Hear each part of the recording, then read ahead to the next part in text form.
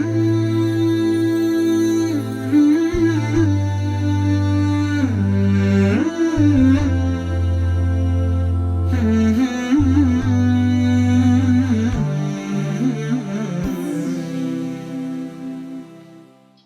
اللہ الرحمن الرحیم۔ واقعات پڑھیے اور عبرت لیجیے۔ سبق نمبر 72۔ ہارون الرشید رحمۃ اللہ علیہ کا آخرت کے ڈر سے رونا۔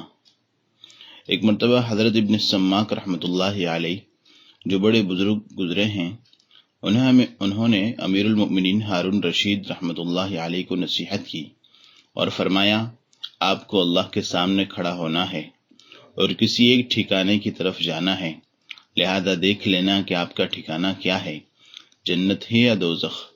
یہ سن کر بادشاہ کو بہت رونا آیا اور وہ بے تحاشا رونے لگے۔ یہ دیکھ کر ان کے بعض خواص حضرات نے عرض کیا کہ امیر المؤمنین ذرا اپنے اوپر رحم کیجیے۔ تو حضرت ابن سماک رحمۃ اللہ علیہ نے کہا کہ امیر المؤمنین کو چھوڑو کہ وہ روتے روتے مر جائیں، تاکہ کہا جائے کہ امیر المؤمنین اللہ کے خوف سے مر گئے۔ عبداللہ بن مرزوق رحمۃ اللہ علیہ کی فکر آخرت۔ عبداللہ بن مرزوق رحمۃ اللہ علیہ پہلے بڑے آزاد منش اور لہو و لعب میں اور شراب و کباب میں مشغول رہتے تھے۔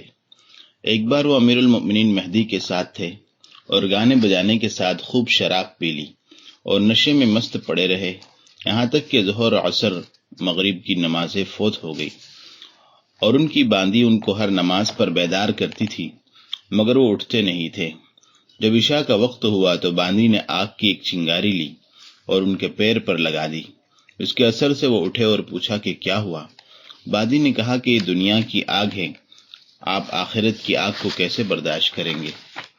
یہ سن کر وہ خوب روتے رہے اور اٹھ کر نماز پڑھی۔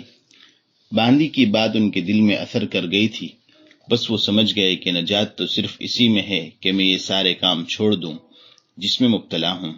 لہذا انہوں نے اپنی ساری باندیوں کو آزاد کر دیا اور جن جن سے معاملات تھے ان سے معاملات صاف کیے، اور جو مال باقی بچا اس کو صدقہ دے دیا اور ترکاری اور سبزی بیچ کر گزار کرنے لگے۔ آخرت پر کیسا یقین تھا!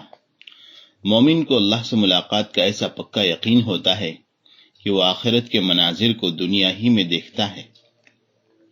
جیسے ایک صحابی حضرت عمیر بن الحمام رحمۃ اللہ علیہ کا واقعہ ہے۔ جب رسول اللہ صلی اللہ علیہ وسلم نے جنگ بدر میں مشرکین کو قریب ہوتا دیکھا تو فرمایا کہ اس جنت کی طرف لپکو جس کی چوڑائی زمین و آسمان کے برابر ہے۔ حضرت عمیر نے کہا کہ واہ واہ۔ آپ نے پوچھا کہ تم نے واہ واہ کیوں کہا؟ تو عرض کرنے لگی کہ میں بھی ان لوگوں میں داخل ہونے کی امید و آرزو رکھتا ہوں جو اس میں جانے والے ہیں۔ آپ نے فرمایا کہ تم بھی ان لوگوں میں ہو۔ پھر وہ اپنی تھیلی سے کھجوریں نکال کر کھانے لگے۔ پھر کہا، لئن انا حییت حتی آکل تمراتی ہذہ انہا لحیات طویلۃ، اگر میں ان میرے کھجوروں کو کھانے تک زندہ رہوں تو یہ بڑی لمبی زندگی ہے۔ یہ کہہ کر گئے اور لڑ کر شہید ہو گئے۔ مطلب یہ کہ آخرت کا ایسا یقین تھا کہ کھجوروں کے کھانے تک کا وقت بھی ان کو اس دنیا میں زیادہ اور لمبا لگ رہا تھا، اور اس کے مقابلے میں ان کو جنت بالکل سامنے نظر آ رہی تھی، گویا کہ وہ آنکھوں سے اسے دیکھ رہے ہوں۔